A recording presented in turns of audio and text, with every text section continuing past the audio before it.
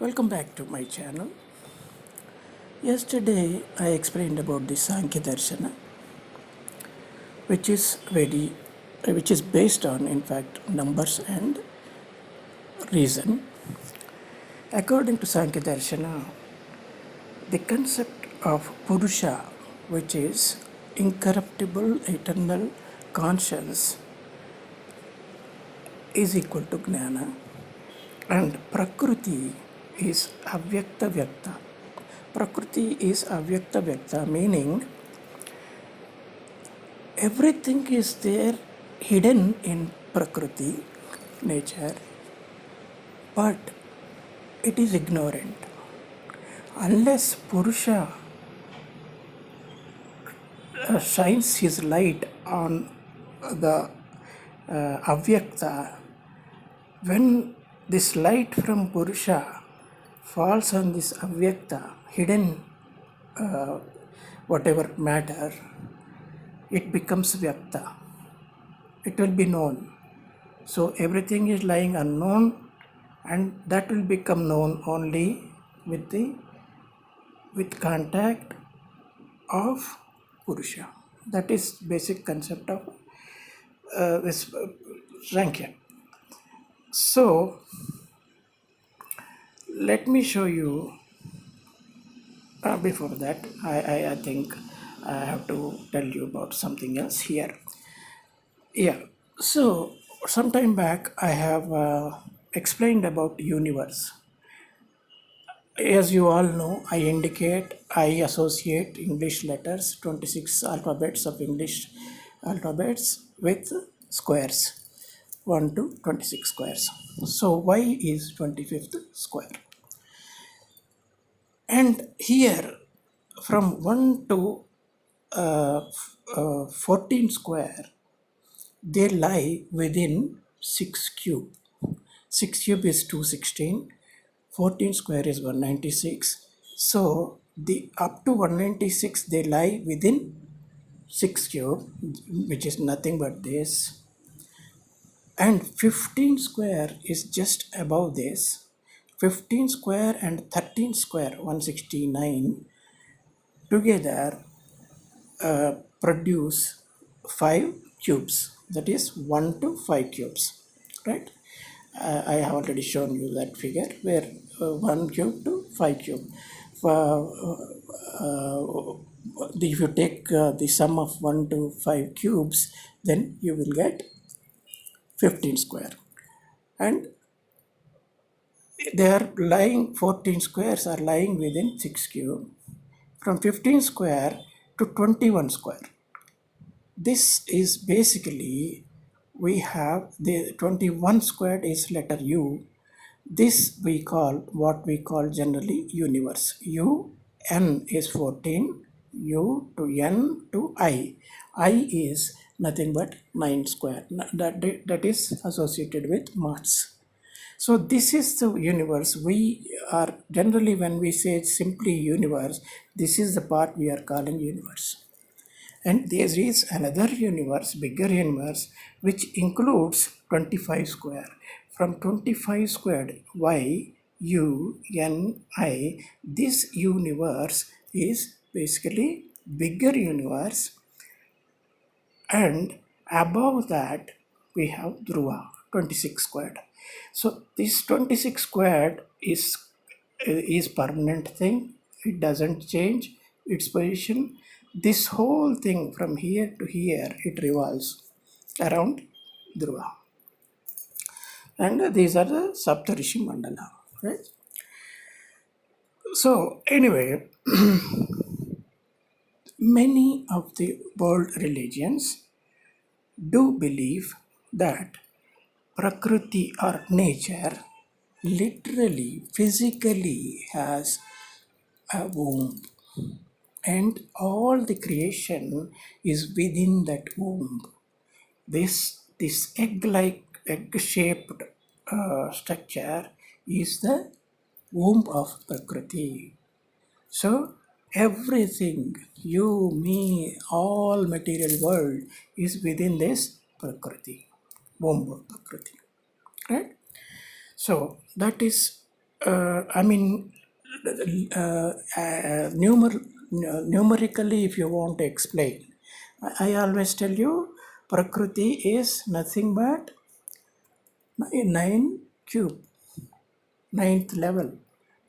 If for six is the basically six is the what do you call the Saturn matrix. 6 cube is the Saturn matrix, it's Kaliya as we call it. This Kaliya, above Kaliya, that is why even in Hindu mythology they say Krishna subdued Kaliya. This guy 6 cube is Kaliya, our present physical world, and above that there is 8 cube.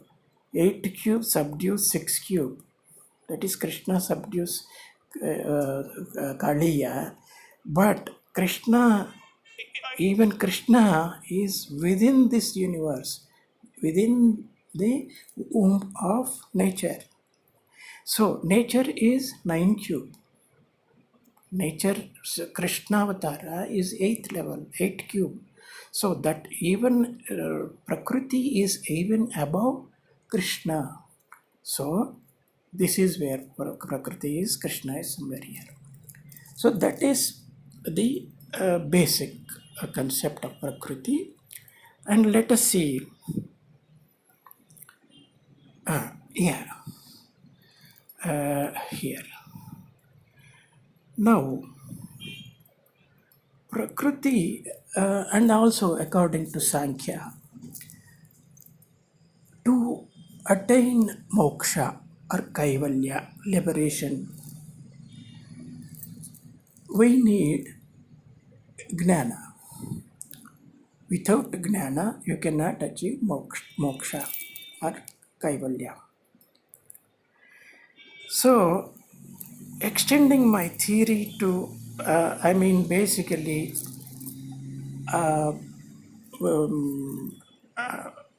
applying my theory to the Sankhya and combining these two, this is how it would look.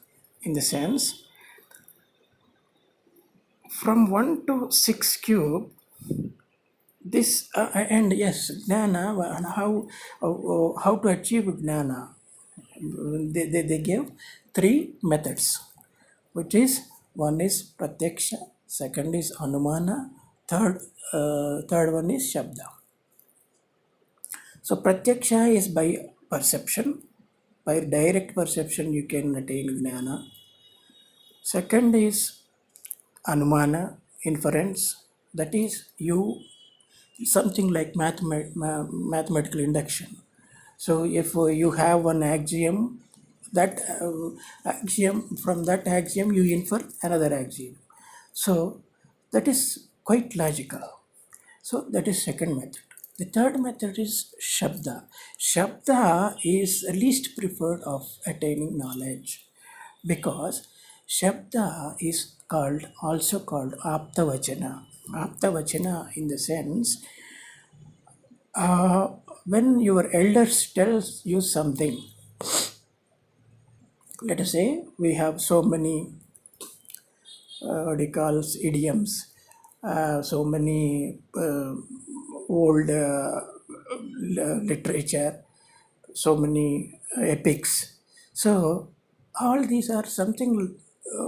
A guy wrote this. Let us say, for example, Vyasa wrote Mahabharata, Valmiki wrote Ramayana, and what the other guy, there is a Greek poet, that guy wrote the Iliad, right?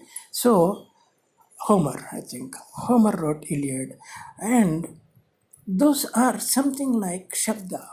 Shabda in the sense, the philosophers, the sages, the rishis, they dictated some ways to achieve jnana. Those are the Shabda, those come under Shabda. But that is least preferred, because we are not sure about the authenticity of what that guy told. Okay? there were differences of opinion about what the different people told. So you cannot say, take them, but just like that, you cannot accept. But perception, logic, if you follow logic, if you follow numbers, numbers don't lie. So everything is math. As Pythagoras told, all is number. So according to my theory, combining Sankhya and my theory, Prakruti is equal to 9 cube. As I have just shown you, it is basically 27 squared. 9 cube is equal to 27 squared. You can call it both, but why I put 27 squared here is because 20 square is supposed to be female, and cube is supposed to be male. Why? Who is this 9 cube? And what is the difference between 27 squared and 9 cube? I am going to explain. Now, this till 6 cube, this guy, all are, in fact, till 27 squared, 26 squared, all are within the womb of Prakruti, right? Till 9 cube, all are 9 cube is Prakruti. Otherwise, actually, it is 27 squared. Within 27 squared, 26 squares are embedded. They are all in its womb. And from 10 to 16, they are not bound. They are not within 9 cube, right? So, if you apply my theory to, rather, if you want to explain Sankhya according to my theory, it would be something like, and also to attain knowledge, those are the methods, and there are three gunas, qualities, which differentiate between ignorant and the intelligent. So, what are those three qualities? First one is tamasa. Tamasa guna is actually literally darkness. He is ignorant. He doesn't know anything. He doesn't know what is good, what is bad. Right? The tamasa, one who has this tamasa guna, doesn't know, cannot differentiate between good and evil. See, if someone has killed someone else, that doesn't look like it is the killing is wrong. He doesn't feel that killing is wrong. Even killing is also admissible, he thinks. We are killing animals for food, right? The non-vegetarians are eating animals. So what is wrong in killing humans? That is the kind of murkha, the stupid or ignorant who is completely in covered in darkness. That guy, that quality, darkness, is called tamasa. For them, there is no rule or rhyme, no rules apply. In the sense, you can steal, you can kill, you can rape, you can do anything. That is the kind of guy who comes under this tamasaguna. And second one, the intermediate one, is called rajoguna. Rajoguna is combination of white and black. This is kind of a gray area.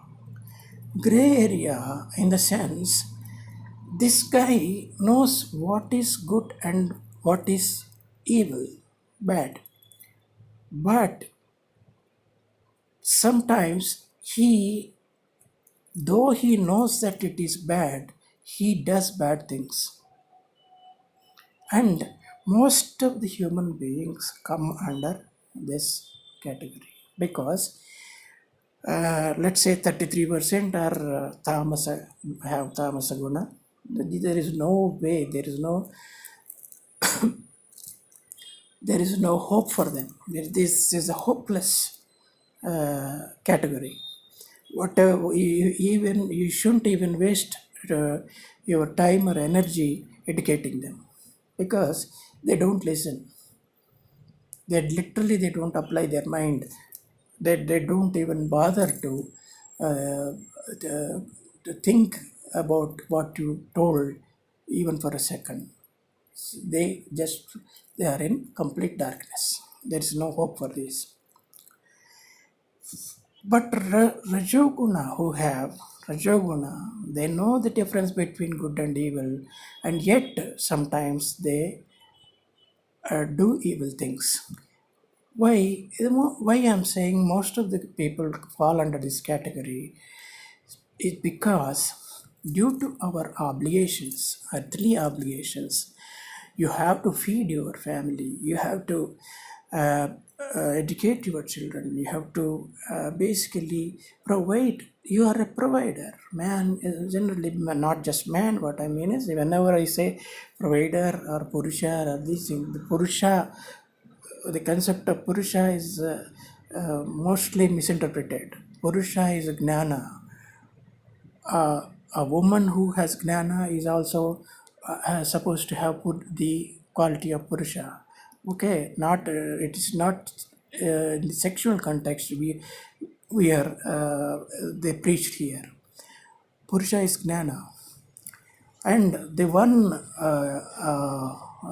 male also, male who doesn't have Gnana is Prakruthi only. So I hope you make that difference clearly. So Rajoguna, we most of the human beings fall under this because they have obligations due to which they may have to do few bad things. See, if you go to some government office, unless you give bribe, bribing is wrong. You're not supposed to bribe. That we know that, but yet the guy at the government office or whatever, he asks bribe. You give bribe. If you don't give bribe, you won't get whatever document or whatever you want from government.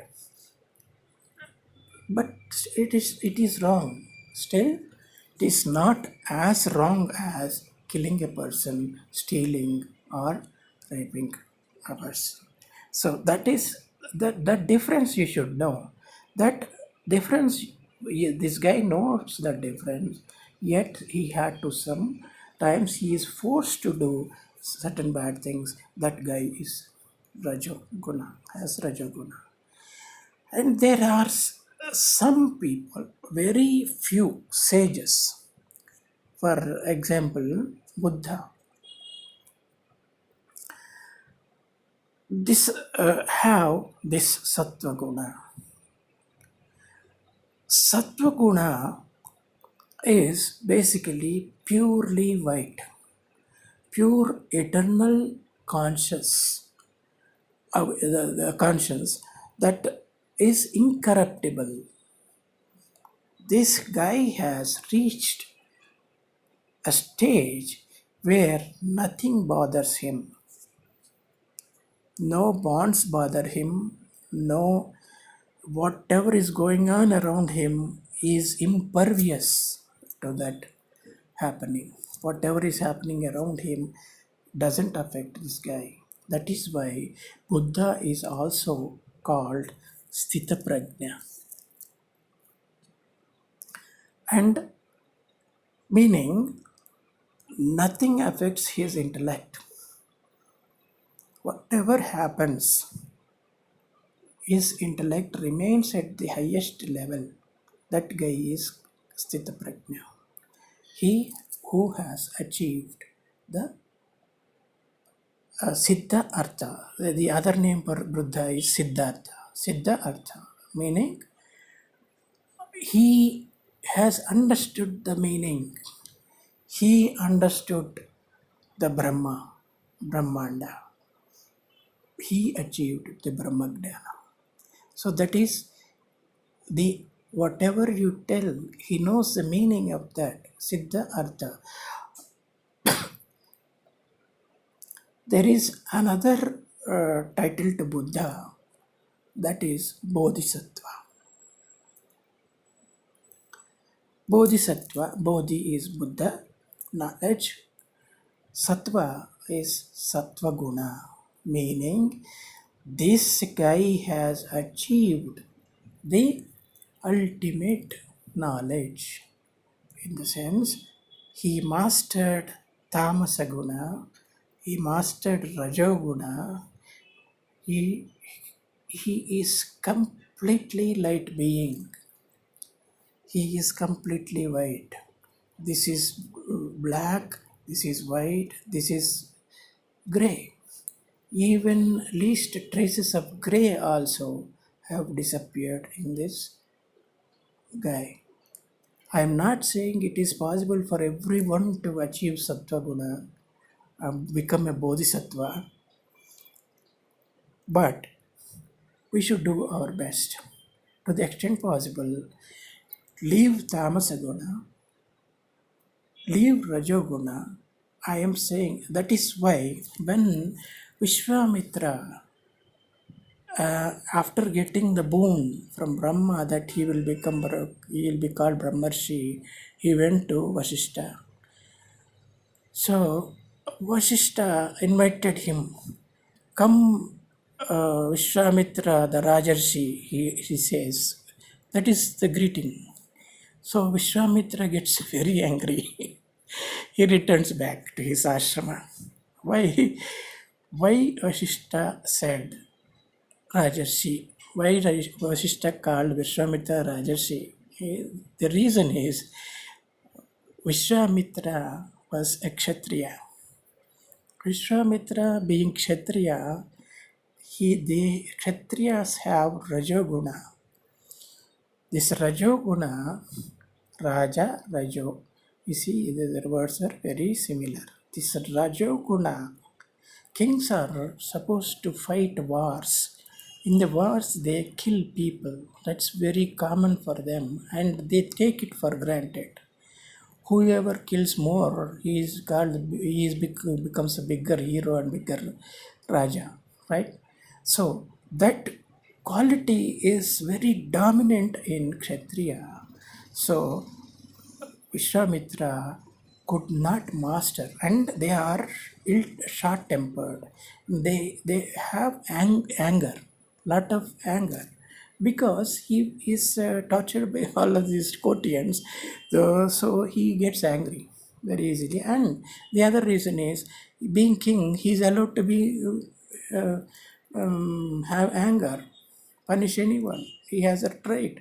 So he still couldn't leave the quality of anger. That is why Vasishta called him Rajarshi only.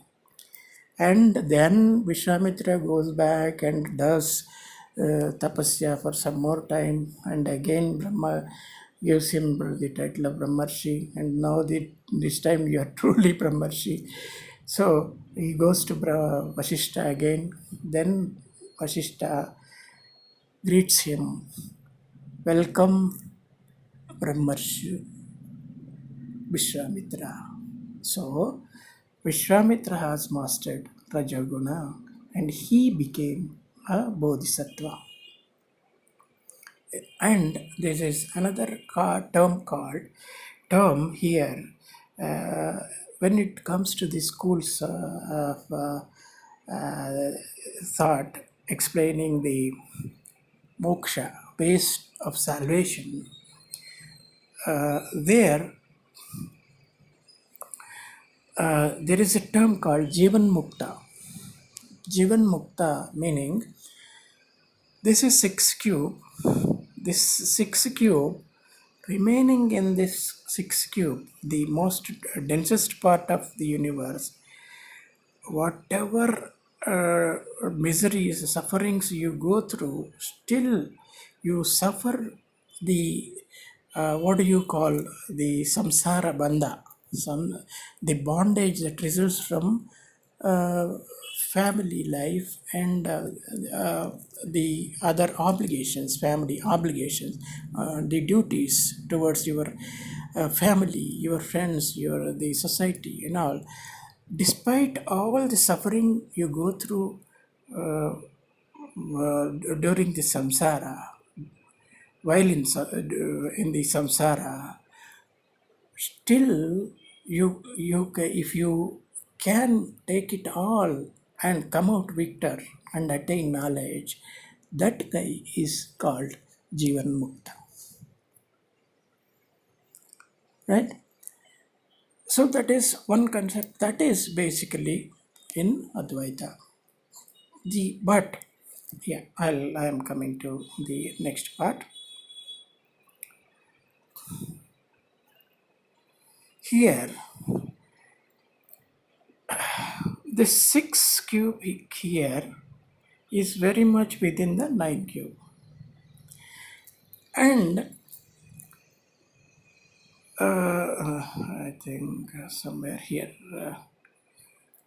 he may have letters.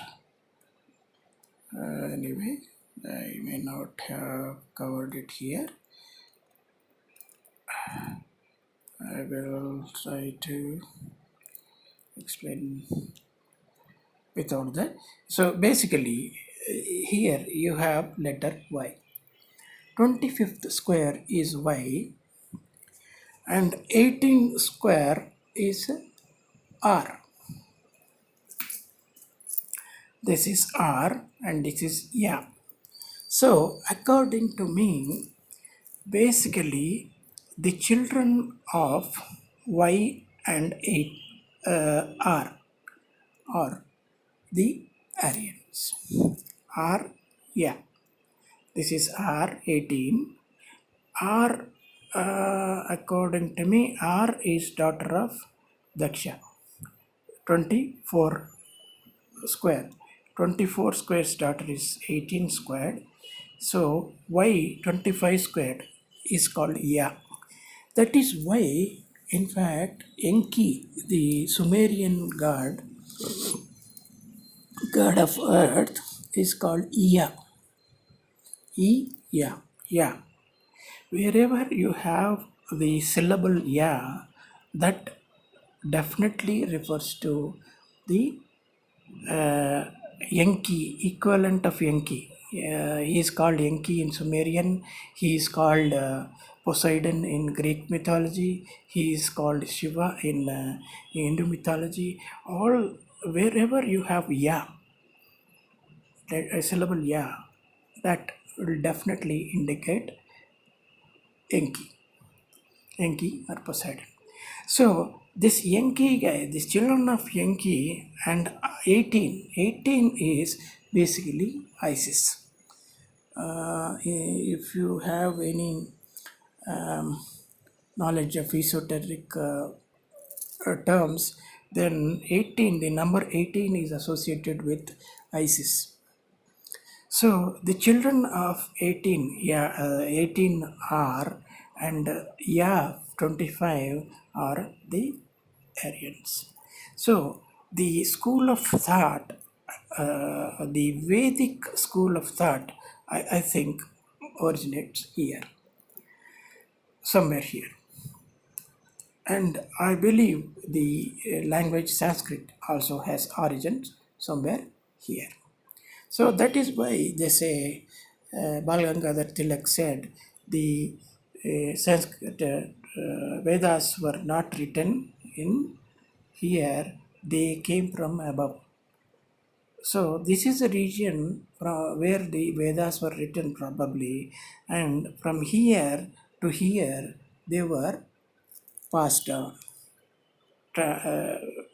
orally, basically. The children of Ya and Ra, these are the ones who spread the Vedas. They have given the Vedas to this physical world, the realm in which we are living, now that of the sixth cube.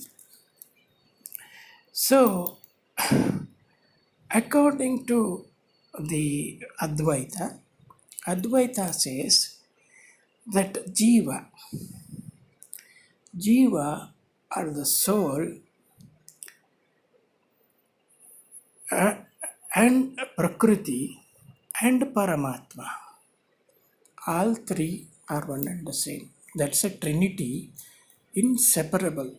You cannot separate each from other. That is what they say.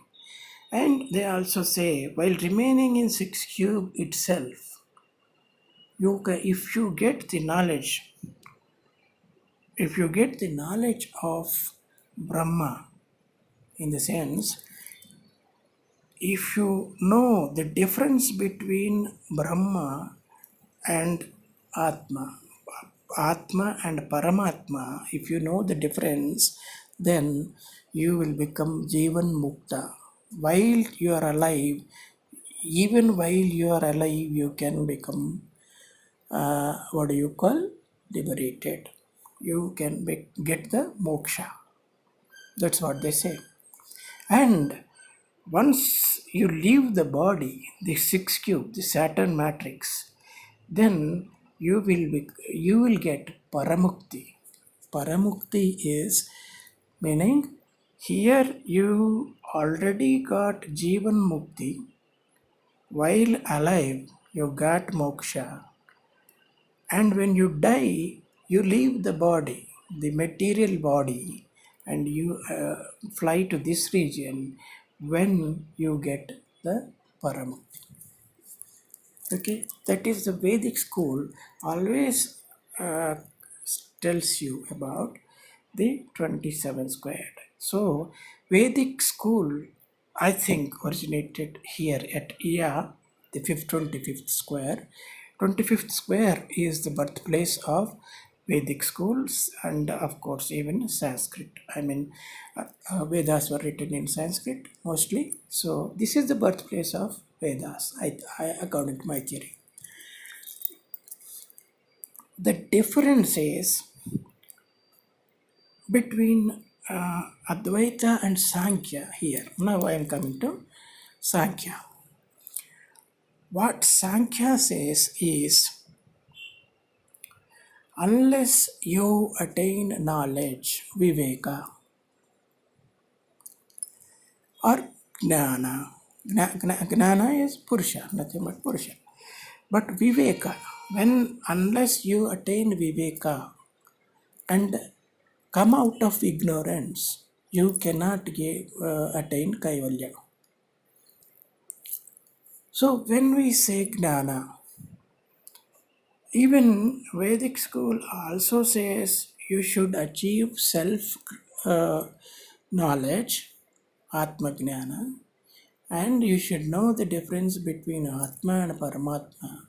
Then you will get moksha. Even the Vedic Advaita also says the same thing.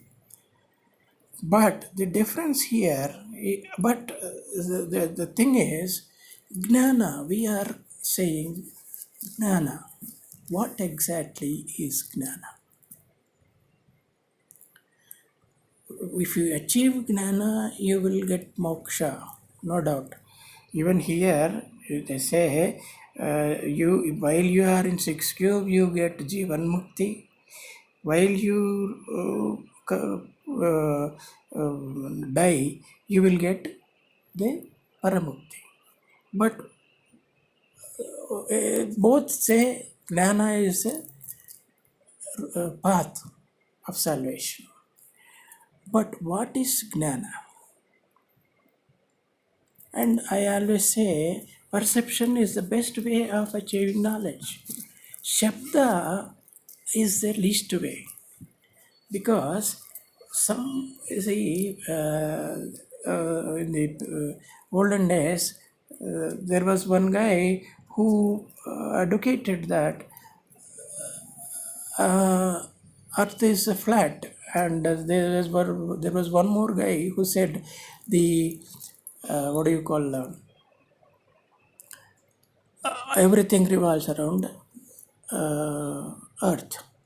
So later they were proven wrong. Copernicus proved him wrong, and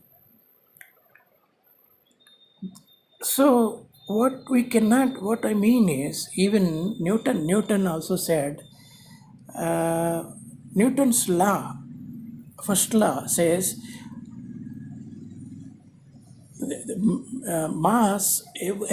matter remains in its state of uniform motion or rest unless it is acted upon by an external force, right? So that matter is very much like this Prakruti. Prakriti by itself does not have the gnana or the direction, basically. It lacks direction. When light falls on it only, it becomes Vyakta. Until then, it is Avyakta, right? Av- Avyakta, Vyakta, meaning Vyakta, Avyakta. Meaning, in the company of Purusha only, Prakriti knows its own identity. It lacks direction. So it needs Gnana. Purusha is nothing but Gnana. Purusha is not, mind you, make no bones about it. Purusha is not a male. Purusha is Gnana. So, in the presence of Gnana only, Prakriti is ignorance. In the company of Gnana only, Prakriti becomes Vyakta. So, yeah, again, I think I have deviated a bit here. What is Gnana? That is the main question. Everyone is advising me, asking me to attain Gnana. People think, what is Gnana? There are so many ways to attain Gnana. Everything is said and done. But what exactly is Gnana? So, according to my theory, till here, 9 cube, it is Prakriti. 9 cube, it is 9 cube is not Prakriti actually. 27 squared is Prakriti. 27 squared this is. So, what is Gnana? Gnana, according to Sankhya, is Purusha. Purusha, the other term for Purusha is Gnana in Sankhya darshan. So who is this Purusha? According to my theory, Purusha is the cube. Cube in sense, my knowledge is limited to 16 cube. So I will start with 16. 16 cube is the super sun. 4 cube here is our sun. 16 cube is the super sun. There are super suns above this.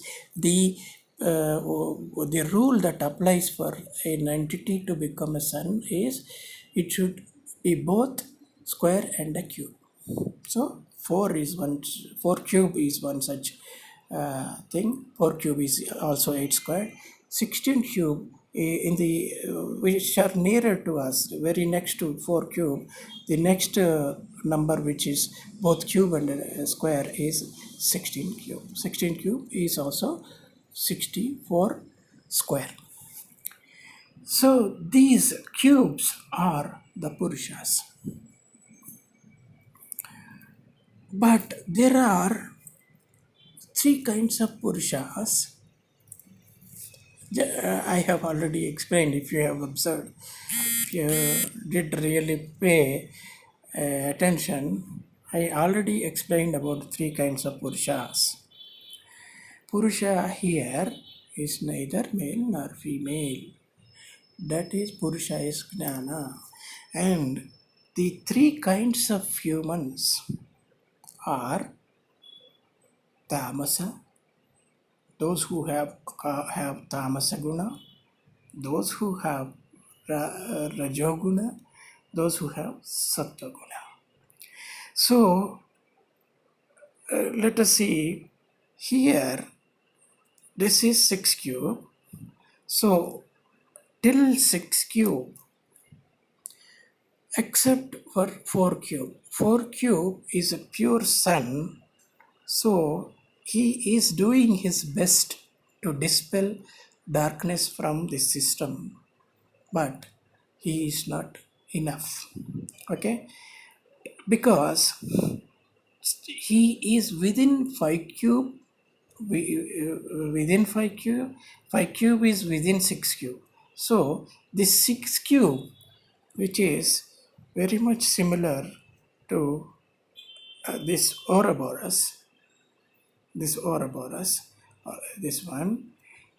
The 6 cube is something like this. It is self-sufficient using sun's energy. It basically, whenever a soul comes here above this area, about to leave this system, it gobbles up again. It gobbles that soul. And so, as long as you follow this tamasa guna, completely tamasa guna, you will never get out of this Saturn matrix 6 cube. Never. That is the cycle of rebirth. So, in this cycle of rebirth, within 6 cube, that is when the Purusha is even up to 6 cube, these are Purushas. 1 cube is the first Purusha. 1 cube, 2 cube, Vayu. First cube is Agni. Agni is the first Purusha. He tried to do his best, but he remained in Patala. Vayu is second Purusha. He too tried his best. He too couldn't come out. 3 cubes. Moon also tried to do his best and got out of the system, but he was bound to Earth. 3 square. Next, Mars. Mars is 4 square. 4 square again was bound to Sun. 4 cube. He could not get out of the system. 5 Jupiter. 5 square. 5 square was bound by 5 cube. Arudra. He couldn't get out of the system. 3 cube. Moon. Moon, Sun and Arudra together make 6 cube. That is the Saturn matrix. That 6 cube, even 6 cube could not get out of it. In fact, 6 cube himself is darkness, matter. He is the one who is the Yaldabath. Yaldabath created matter. So it doesn't make difference to him.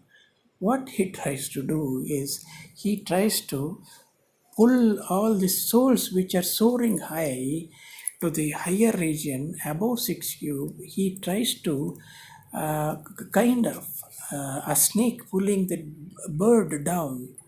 This soul is like the bird. Amaruga. America got its name from Amaruga. Amaru is bird. Amaru is actually immortal. Amruta is means immortality. Next, elixir. Okay, nectar, elixir. So that elixir, the guy who holds elixir is a bird called Amaru, and Ga is Gaya. Ga means Gaya. Gaya is earth. So Amaruga, meaning America, is basically the land of, from Garuda to Patala. Garuda holds the Amrita, and in the Patala, Vasuki has poison, and between these two, our whole realm is between these two. So that is why they named it Ameruga, meaning its range is from heaven to Patala. That is what is the meaning of Ameruga. Amaruga. So that Amaruga, as long as you are in this six cube, you can never attain knowledge, pure knowledge. And but once you break the Saturn matrix and reach the seven cube, you have better knowledge. You once you reach 8 cube, even better, 9 cube, even better. Once you reach 9 cube, that is where that is why Buddha Avatara is a ninth avatara. Ninth avatara in the sense Bodhisattva or Buddha Sthita Prajna Tadagata. Tadagata, he got that name because that is the Newton's first law. An object remains in the state of uniform motion or uh, uh, no motion at all. Okay, unless it is acted upon by an external force. That is, his resolve is so firm that nothing can affect him. He will remain at the highest level of intellect. That is why he is called Tathagata. There is no motion at all. He is as good as not moving. He is not moving with the rest of the system. He is still there. Sthita Prajna Tathagata. So, this nine, once you reach the 9 cube, you will get the true Brahmagnana. True Brahmagnana. But yet, I told you even in one of my videos, 9 cube is also not out of the pull of the nature. Because nature is also 9 cube, 27 squared. So you are equal to nature. When you reach this stage, ninth level, you are equal to nature, not above nature. So, what does that lead us to logically? Purusha, who reached the 10th level, the Purusha who reached 10th level, whatever gnana he has, that is the gnana which helps you to get out of this Prakruthi. Prakruthi is also otherwise known as Maya. So, Ma is 13th level, 13 square is here. Ya is 25th square, Ya. Ma, the Maya remains still here. Even after breaking breaking the Maya, for some more time, from 25 square to 27 square, you are still under the influence of Prakruti. So until you break loose from Prakruti, that is 27 squared, you cannot get true moksha. You may have broke free from here, but still there is one more stargate here. If you break free from here, there is one more stargate here, and only when you break free from 9Q, that is minimum knowledge you need to get out of this nature is 10Q. That is why they say Kalki is at the 10th level. Kalki, only if you reach the level of Kalki, you will get moksha, true moksha, the ultimate moksha. So now you say, now I hope you understood what Gnana means. When we say only through Gnana, by attaining Gnana only you can achieve moksha. So I hope you got, you understood what level of Gnana we need to get out of this system from the grip of nature. To escape nature, you need 10 cube. That is the level of Kalki. Once you reach the level of Kalki, Prakruti doesn't have any effect on you. That is, you are completely rid of ignorance. Pure Gnana, pure light. The Purusha, after 10 cube, from 10 cube onwards, the Purusha is pure light being. He doesn't have any material in him, is purely spiritual being. This is the spiritual being. So yeah, according to my theory, 10 cube is jnana that liberates you from the samsara or the prakriti bandha.